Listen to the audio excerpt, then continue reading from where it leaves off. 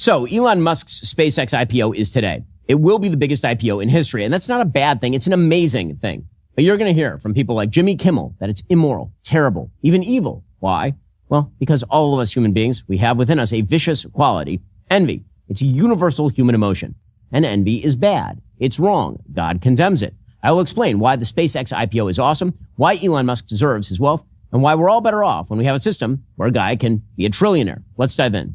Hello， 大家好，我是李恩。我们要聊最近这个金融圈的一个大新闻那就是呢，这个 Elon Musk 把他过去可以说独资的火箭公司 SpaceX 居然首度的变成公开 IPO 上市了那我们都知道 IPO 就是说你把任何一个私营企业转化成一个可以公开上市挂牌登记有股票代码的这样的一个公司，可以直接参与到这个公开的集中交易市场来对投资人进行募集资金嘛，也就是我们所谓的买股票嘛。那这个事情的震撼是在于，如果地球无法居住的时候呢我们要能够顺利的衔接到殖民火星这样的一个计划所以他才着手了去研发了火箭成立了 SpaceX。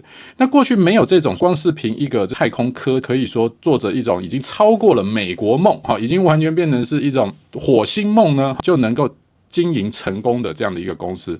因为过去这种火箭设计的最主要还是在政府自己的手中嘛，就好像美国过去长期以来是 NASA他们这个美国太空总署来自行研发火箭，可是没有想到 Elon Musk 的 SpaceX 呢，火箭技术远远的领先，超越了 NASA 更是提早的帮美国 NASA 太空总署这边完成了很早我们以前报道一个太空救援把这个没有办法回来的太空人给救回来的这样子的奇迹式的成功案例。也因此呢 SpaceX 的这个历史性的IPO 时刻呢，居然当天的市值一举冲破了 2.1 兆美元哇！这个不仅创下纪录也是让 Elon Musk 个人的身价暴涨正式成为了全球首位的兆元富翁。你没有听错，就是 trillionaire 兆元富翁的诞生了已经不是亿万富翁可以比拟的了。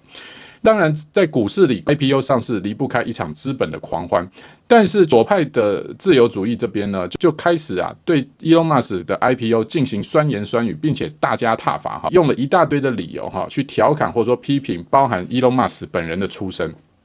那当然你说左派他讲的有没有道理呢？我总结起来他们有3个论述呢是值得去思考的。第一个就是民主党议员桑德斯呢就认为说呢，这种所谓单一个人拥有富可敌国的财富光 Elon Musk 一个人已经可以超越许多中大型国家的整个 GDP。 那认为这样子呢会产生叫做寡头政治的民主危机，意思就是说这个呢不是只是科技进步这么简单，而是能够富可敌国这样的人呢，光是他自己的政治倾向选择呢，就可以影响整个社会的一个走向，因为他资金太庞大嘛，简单讲说资源太多这是第一个论点。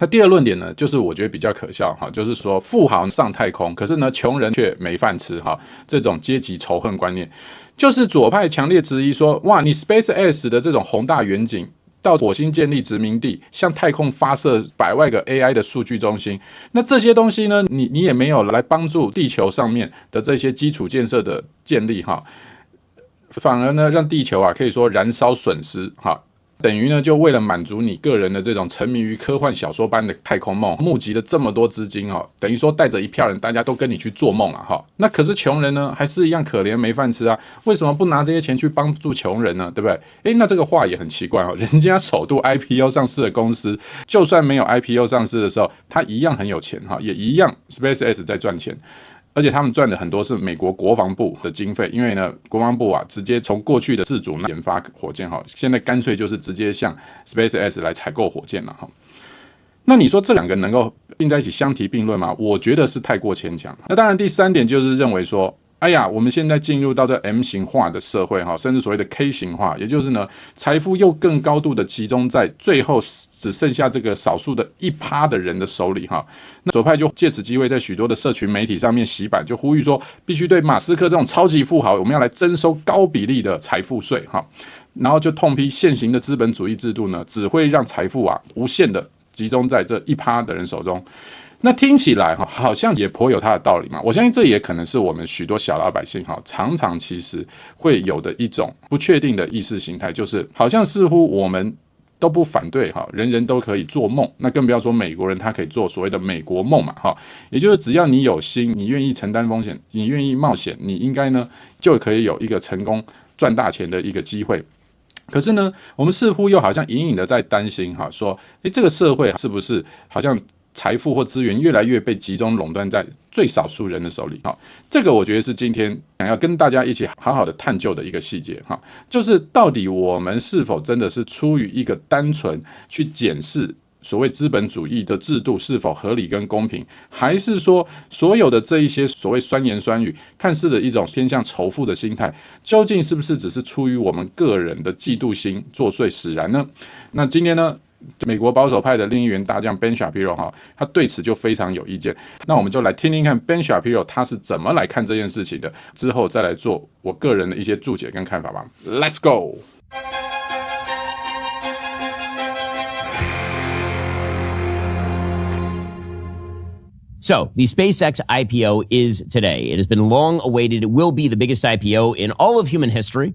Again, the pre-market valuation is likely to be in the $1.77 trillion range, according to the Wall Street Journal. It's kind of an unusual IPO, initial public offering. This is where a private company goes to the public markets to raise money, and then it uses that money in order to run the business, in order to spend. That is what an IPO is for. It's not just to make the founders rich, although the founders now have stock that is liquid, meaning that they could sell their stock theoretically. Elon obviously is not in a position to be able to sell tons of stock, because if a founder of a major company sells a lot of his stock, that is a signal to the market he has no faith in his own company, and then the stock dives. This is a problem for every founder, from Mark Zuckerberg to Elon Musk. But what's unusual about this particular IPO is that it is actually widely available to retail investors, like the man on the street. So typically in any IPO, a certain percentage of the stock of the company is put on the public markets. And a huge percentage of that stock is already pre-bought by institutional investors. Now, all the big companies that you hear about, the Goldman Sachs of the world, or institutional investors like sovereign wealth funds in the Middle East or whatever, usually only about 5 to 7% of an initial public offering is available to retail investors, like the guy using Robinhood or something. Today, it's 20%. So that actually is pretty high. Okay, but let's put aside the actual economics for a second of SpaceX. We'll get to that in a moment.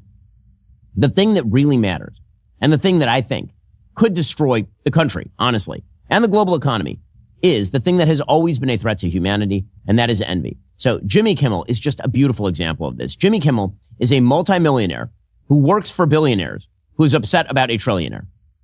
That is who Jimmy Kimmel is. He's an obnoxious, non-funny, woke pope of late night TV who's probably worth somewhere between $50 and $100 million. And he is paid by people who are worth tens of billions of dollars to complain about a guy who built a company that will be worth $1.77 trillion. So last night, he started railing about how Elon Musk is not grateful enough. What, to Jimmy Kimmel or what? Elon Musk came to the United States from South Africa in 1995, the son of a humble emerald mine owner. And he is so grateful to this country that allowed him to become a trillionaire.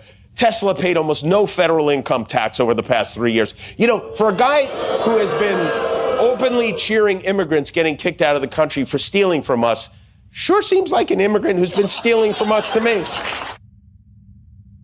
Now, this is just obnoxious trash. It is not true. Elon did not, in fact, grow up wealthy. His dad was kind of a mess. And as far as the idea that Elon came to the United States wealthy, that is eminently untrue. He was living in some of the worst apartments in America when he came here. And then he didn't get a job at Netscape. And then he ended up becoming this unbelievable success. The notion that he is stealing from Americans by building several of the most successful companies in American history is totally crazy. What has Jimmy Kimmel built? Ever. But here's what's really going on. Jimmy Kimmel doesn't like that Elon is really, really, really rich. That's what this is. He does not like that Elon is rich. That's all. $1 trillion. It's hard for our brains to conceptualize that. I mean, we know a trillion is a number, but it's so large. You can't, the same way we can't fathom it. The same way we know, like, Elon has a lot of kids, but we can't fathom him getting laid, right? So let me try to illustrate it. If you If you tried to count out loud to 1 trillion, you would be counting until the year 33,736. $1 trillion is 10 billion $100 bills. If you stack them up, the pile would be almost 700 miles high, as tall as 123 Mount Everest. With that kind of money, Elon could buy every NFL team, all of them, and he'd still have $773 billion left, which he could use to buy all 30 Major League Baseball teams, every NBA team, every Wendy's, every Target store, the Beatles' entire music catalog. He could buy Nike, Macy's, and every Hyundai Elantra ever produced, and would still have $260 billion, $50 million left over. Okay, so I'm just wondering. Jimmy Kimmel, again, is worth probably $100 million. If you counted to 100 million, it would take you somewhere between 20 and 30 years if you counted one number per second and stayed up all night. Why the envy? Why the rage? Well, certainly there's something political to it. I mean, Jimmy Kimmel was much nicer to Elon Musk back in, say, 2013 when he was having him on his show to talk about SpaceX. You know, I want to go over some of your many accomplishments just for the audience in case they're not familiar with them. In 1983, at age 12, you designed a video game and sold it to a computer magazine for $500. 1995. Big money for a 12-year-old. You quit the graduates program at Stanford to found Zip2. In 1999, you sold Zip2 to Compaq for $309 million. You co-founded PayPal in 2000. You sold PayPal to eBay for $1.5 billion. You founded SpaceX. You co-founded Tesla Motors. You helped create Solar City, the solar power company. Well, it's great to meet you. If you want to watch the launch, why wouldn't you want to watch the launch of the SpaceX rocket? On March 1st, go to SpaceX.com and take a look. Elon Musk, everybody. Thanks for being here. And there's the audience cheering Elon Musk back in 2013, right about the time of the launch of SpaceX. I mean, Barack Obama toured SpaceX with Elon in 2010. The Democratic president of the United States, and marveled at it. And I think it's fair to say that this is the most advanced rocket in the world. It's the only rocket that's designed in the 21st century. And the factors you see there are exactly bonded on special thermal protection, because the real big breakthrough that's needed with you can see Obama is the president standing alongside Elon as Elon explains his rockets. You know, if we're to make a revolution in space, it's got to be reusable. If you think about any mode of transport, bicycles... And again, he's talking about reusable rockets. This is back in 2010. That was not achieved for full over a decade. And it took enormous risk. And Obama's just marveling at it. And now we've gone from that inspirational view, to giant inflatable Elon Musks in Times Square with no shirt on, right, all ugly and everything, saying SpaceX grok makes AI child, stop SpaceX child nudes, etc. Okay, so what's really going on here? The answer is very simple. The answer is just envy. That's all. All right, coming up, we'll get deeper into the question of envy, why so many people don't understand basic economics in the United States, why Elon deserves the pay. I mean, it is amazing. The story of SpaceX is incredible because America is awesome. Very interesting study from a journal called Frontiers in Psychology in 2021, talking about what are called the two faces of envy. And the authors write, envy is like a wildfire destroying people. We feel envy for a classmate who gets a good grade or a neighbor who buys an expensive car. This kind of emotion drives our different behaviors like small stones in the heart lake, ruining our peace of mind. Scholars have defined envy as the intense, unpleasant feeling that one feels when one realizes that another has something that one strives for, pursues, and yearns for. Envy is a painful emotion. There are two kinds of envy. One is useful and one is quite terrible. One is benign envy. In benign envy, the envious person may try to make themselves as good as the person being envied. Therefore, envy can increase personal effort, drive behavior to achieve the desired object, and to turn attention to the means of achieving it. And then there is another type, malicious envy. This is where the envious person may try to degrade the person being envied, to vilify or denigrate the other person's advantages. Envy can increase schadenfreude, behavior that leads to hostility and resentment, and can shift attention to the person being envied. By the way, it also leads to violence. There is literally a full commandment among the 10 that is directly about envy. You may remember it, the 10th commandment, the final one from Exodus 20:17. You shall not cover your neighbor's house, your neighbor's wife, his servant, his ox, his donkey, nor anything that is your neighbor's. God takes time out to say envy is bad. By the way, this is the only commandment that has to do with your feelings. All the rest are behaviorally driven. right? Don't steal, don't kill, don't blaspheme, respect your parents, and all of the rest. This one is emotional. Why did God reserve one commandment for the emotion of envy? Because it turns out the entire history of humanity relies on whether we can actually master our envy. This is the story of Cain and Abel. The story of Cain and Abel is about envy. Cain decides to sacrifice to God, and Abel follows suit. And God, for a reason we don't understand from the Bible, accepts Abel's sacrifice, but not Cain's. And then God says the moral of the story in Genesis 4:7, he says, surely if you do right, you will be uplifted. But if you do not do right, sin crouches at your door. Its urge is toward you, but you can be its master. What is that sin? It's envy. And what does Cain do? Instead of going to Abel and saying, what did you do right and I did wrong? How can I do better? He kills Abel. Envy is destructive. It is terrible. Now, what's interesting here is when we get envious, because it's not sort of a universal timing thing. Envy is a universal human emotion. We feel it all the time. But it tends to kick in for anyone who's just above you on the wealth index. So if you make $100,000, you may be envious of the guy who makes $200,000. If you're worth $100 million, the way Jimmy Kimmel is, you may be envious of the guy making $1 trillion. But it's not every person who makes more than you. There is a particular envy for people who take risks. Because in our heart of hearts, we think we could have done that too. We look at Elon, we say, I could have founded a space company. He thought of it, but sure, I could have thought of it. I could have taken the risk. It's something that's within my purview. It's really, really interesting to watch New Yorkers who just voted for a democratic socialist like Zoran Mamdani, who rips on Ken Griffin all day long, rooting for the Knicks this season. Right? The Knicks are super rich. Really, really, really rich. Karl Anthony Towns made $53 million this year. OG made $40 million. Jalen Brunson makes $35 million a year. That is a lot of money. But you're not seeing jealousy or outrage in the stadium. People aren't showing up and yelling at them about how they need to redistribute their income and pay more taxes and how many school teachers are out of a job. And do we need more government-sponsored grocery stores from CAT paying more tax? So why aren't people so envious of these guys? Well, the truth is that everyone sort of recognizes that these guys have unique talent given by God. You're not 7 foot. You're not 270 pounds, and you can't shoot the three. But when it's a smart person who doesn't have overt sort of alien-like physical qualities, then we get pretty jealous. Why didn't we get what he has? Why don't we all get to be Elon Musk rich? He's not that much better than we are.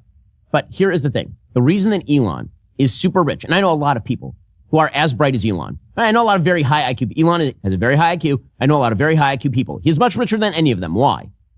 Well, because he took risks, huge risks, unprecedented risks. And that is good because risk is what creates innovation. If you don't have people risking, you don't get better stuff.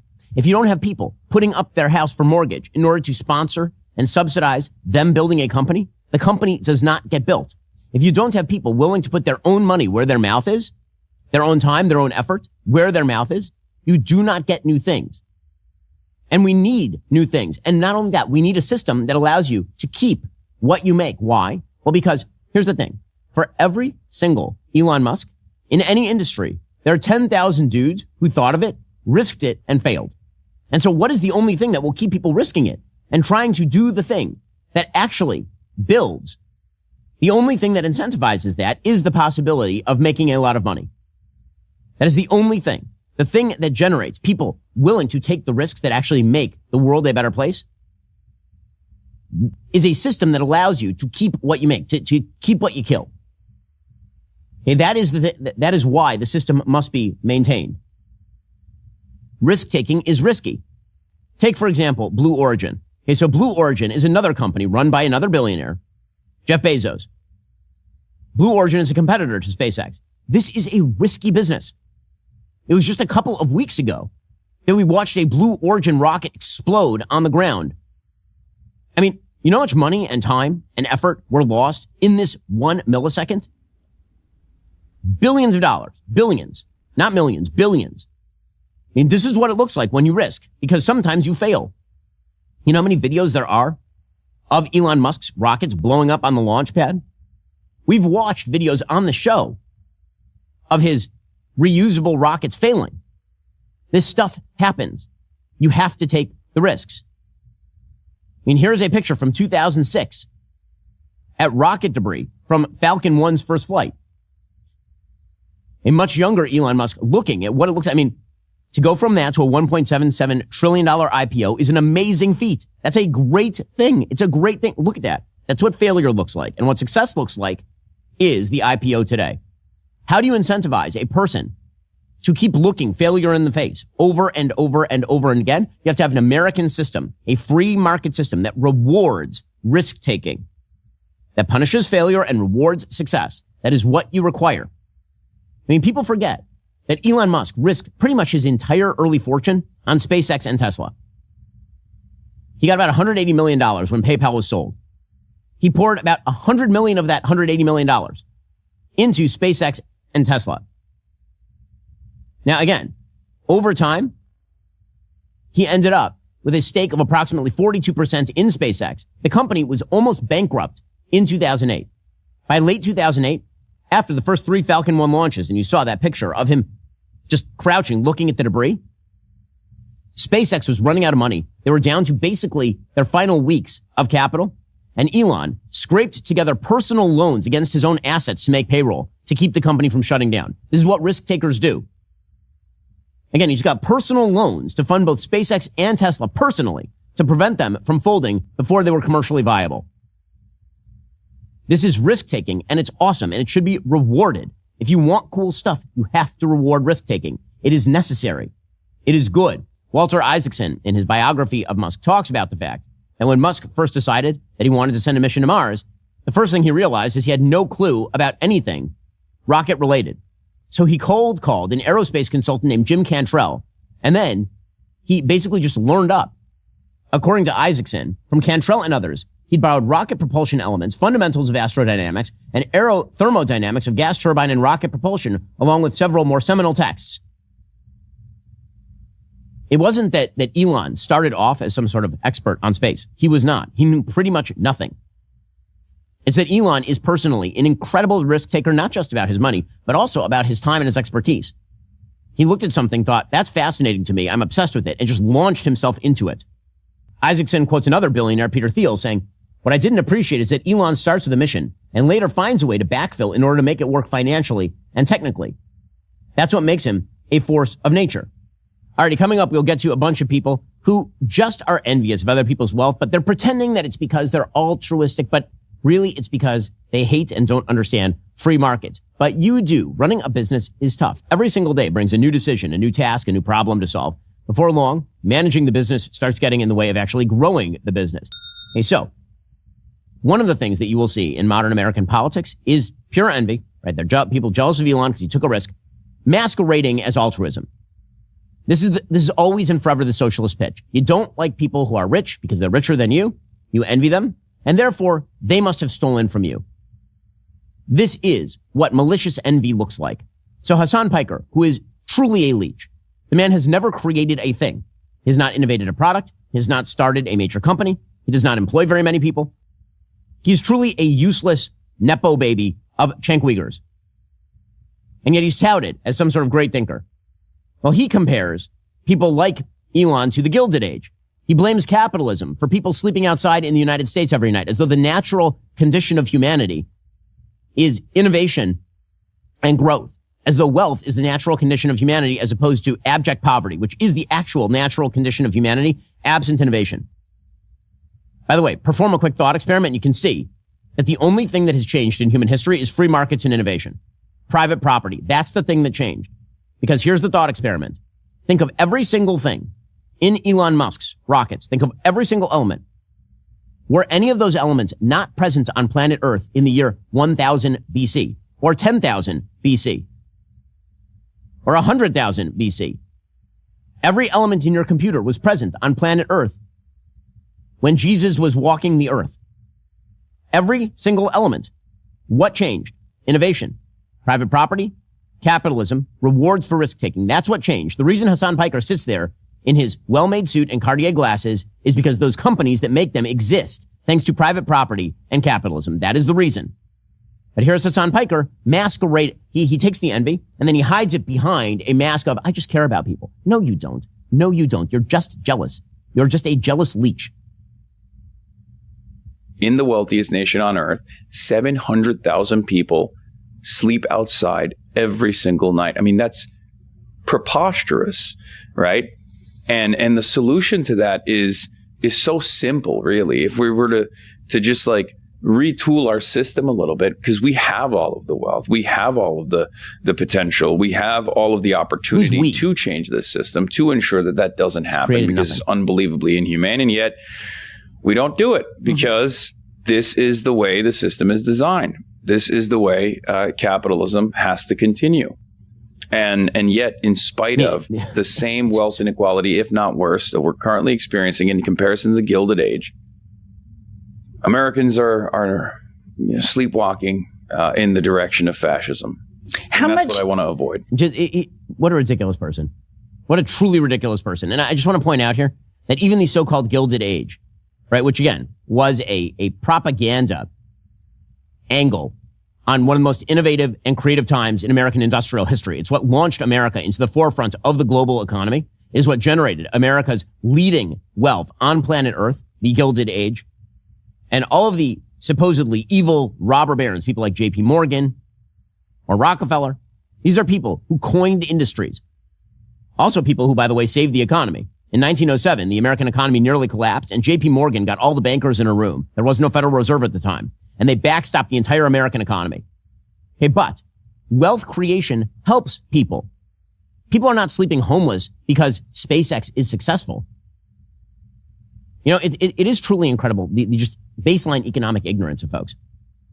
Go back 500 years, and everyone was sleeping homeless. If you had a home, it was a trashy home. It was a set of 4 walls. Your animals slept inside with you. There was no actual floor, and you crapped in a bucket. Things are a lot better now. That is not because of Hassan Piker's predilections economically. So let's talk about SpaceX specifically. SpaceX is an amazing company. Again, this is not an advertisement for you to buy SpaceX stock. I don't know if it's overvalued or undervalued. I will say that ripping on SpaceX is an absurdity. SpaceX has done amazing and continues to do amazing things. SpaceX as a company is responsible for roughly 82% of all American space launches and over 84% of the global payload mass to orbit. It controls America's sole domestic crewed ride to the ISS. It has revenue from 3 places: Starlink, which has 12 million active subscribers for direct-to-device internet, which, by the way, Starlink will have a salutary impact on global politics. If Starlink had been widely available in the middle of the Iran war, it would have made a huge difference. Iran shutting down the internet has been a disaster area, and literally the only way anyone was getting any information from the outside was Starlink. Its space launches, obviously. SpaceX makes a lot of money off its space launches. And the possibility of orbital AI data centers following its merger with xAI. By the way, that is legitimately the coolest possibility. You know how a lot of people these days have a lot of angst over land use with regard to data centers?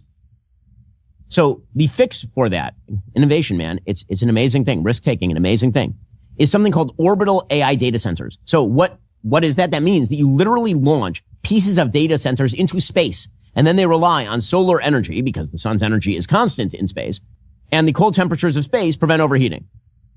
According to the Wall Street Journal, orbital data centers will feature swarms of satellites laden with AI chips. They will need solar arrays to produce electricity to run the AI computing systems. The satellites are expected to fly in an orbit that roughly travels over Earth's poles to maximize their exposure to sunlight. Yeah, this is amazing stuff. SpaceX will mint today probably 4,000 millionaires, people down to the janitor, who actually own stock in SpaceX. Because one of the ways when you have a startup company to get people to work for you is to give them stock. And somehow this is bad. Somehow this is bad. The idea is that America's economy has been hollowed out by innovation, but that's not true. It is not even remotely true. 资本主义本身它不是一个零和游戏，大家一定要有一个观念。左派的这种社会主义就像共产主义一样，它总是建立在一种当一个人变有钱，那就是牺牲了其他人的利润，好像马斯克变有钱是因为抢了穷人的钱一样的这种概念。可是从资本主义开始以来，我们全世界的人整体的财富是大幅度指数性的增加，所以财富它不是一个固定大小的饼，它是一个可以被创造出来的东西。那只是说如何在创造财富的资本主义当中保持制度的公平性以及合理性，我认为这个才是真正要去检视资本主义是否有走偏的行为，而不是反对资本主义本身。如果是反对资本主义本身的话，那可以说人类过去在没有资本主义的时候，那个时候才是真正的没有所谓的平等。为什么？因为贵族阶级特权，他永远可以把手伸向市场当中来操纵所谓的定价权。可是在资本主义的自由市场经济，也就是保守主义所坚持的自由市场原则，就是哪怕你是国王，你是总统，你都不可以把手伸进来决定物价的定价，而是应该由买卖供需双方的自由市场来决定。因为你要竞争，那你可以除了一个方式是创新之外，另外一个就是降低它的生产成本，也就是说你可以创造出更好的品质，可是却用更低的成本，那消费者自然会往你这边来买单，愿意来追求你的产品。所以一个良性的资本主义，它其实对于使用者或者说消费来讲，它是最大的一种受惠。好，那第二个就是说，左派社会主义的这种动辄就要用这种大量苛征富人税这种方式，这个也是一个不切实际的做法。因为像我们知道纽约州长马达尼，他从胜选以来，他在短短的半年之内，他已经证明了目前纽约市的税收是最差的，他已经赶走了非常多的有钱人。那结果事实上，他想要发放的这些公共福利政策，包含免费巴士这些，他现在一个都做不到。为什么？就是因为有钱人都吓跑光了。那所以可见的，你用所谓的苛征税的方式，也回到了我们以前桑德尔老师有一堂课，非常推荐大家去看，就是劫富济贫到底道不道德？我们能不能够用，因为你很有钱，所以我们就用不成一般人比例的方式来变相的多苛征你，到底这样子合不合理？这样子是道德的吗？这是一个值得思考的问题。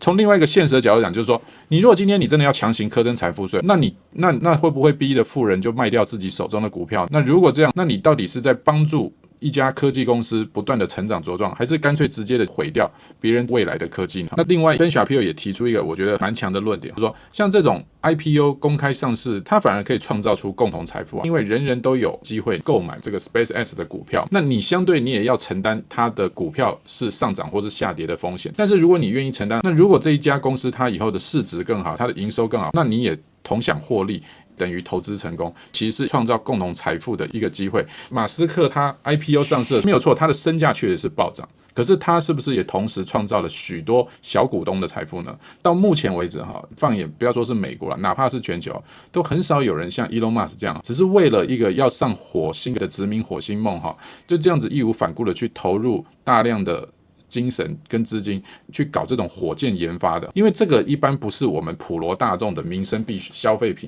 简单讲，这个风险很大，这个钱到底好不好赚？事实上，在 Elon Musk 创办 SpaceX 的时候，很多人是打上一个大问号的，根本没有一家公司要去搞这种只有政府会干的玩意儿，对吧？只有政府，它可能大国与大国之间为了太空竞赛，政府会拨出预算去搞这种所谓自主的火箭研发。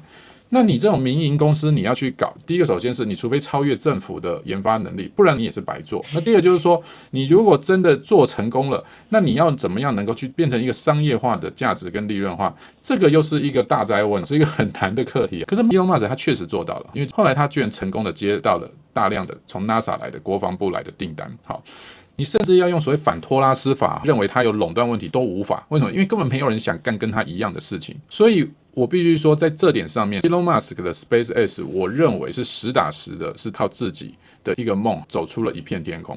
那当然以后怎么样，我们不敢说哈。以后会不会有一天大家都觉得没什么必要好再去致力于搞火星计划，因此政府也不投钱，这个我们不好讲。可是我们之前也做过Johnny Harris 的影片，目前最有条件竞争的就是中国跟美国呢，已经在争所谓的月球竞赛。那这一块 SpaceX 可能它对美国的助力来讲会大得多。那另外我想谈到民主党桑德斯，他一直提的寡头政治，其实恰恰是最打民主党自己的脸。为什么？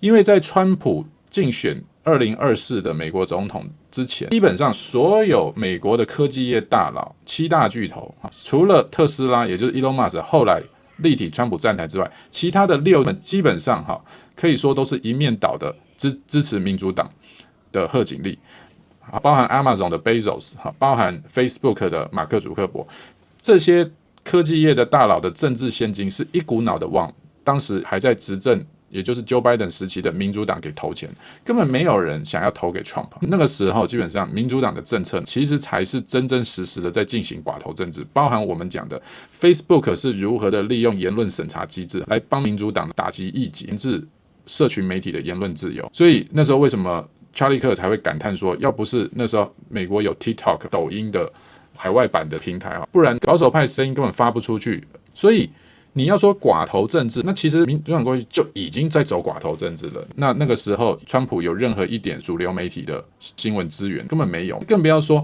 就连现在 Elon Musk 买下了 X 平台，为了保障言论自由这件事情，我们也没有看到 X 平台它有对民主党左派这一边有进行任何言论的审查或是打压。所以说，担心像 Elon Musk 这样富可敌国的富翁会把这个美国走向所谓寡头政治，你可以提出来有这个风险。可是问题就是，事实上人家如果有，那应该早就做了。那更不要说你们以前都已经在做了，现在还比较恢复了。现在马克·祖克伯到川普当选的时候，马上自动请缨拜会川普，马上信誓旦旦保证要把他们这些内部的所谓审查机制都可以撤销掉。这种投诚的表现是不打自招，反而证明了以前确实就已经有寡头政治了。所以我觉得这个就是左派其实很让人觉得无语的地方。我们不得不说，人们能够趋之若鹜去投身研发、创造、发明、创新，不能够否认说金钱它永远是人类在进步过程当中的一种驱动力。可是相对的，赔钱的风险也存在啊。好，所以你说有人成功赚大钱了，可是也有人赔大钱，所以终究每个人都要为自己的选择付上代价，每个人他都没有办法把最后的成功或失败结果推脱给其他人，必须要承担风险所带来的可能坏的结果。因为在这的另一边，也是你想追求可能好的结果所抱的一个梦想，不是吗？那如果对于 Ben Shapiro 在阿根廷的一场最著名的资本主义对社会主义的演说，你想要更听到他精彩的所谓资本主义与社会主义在经济利病关系当中的经典论述，那么你就绝对不能错过这部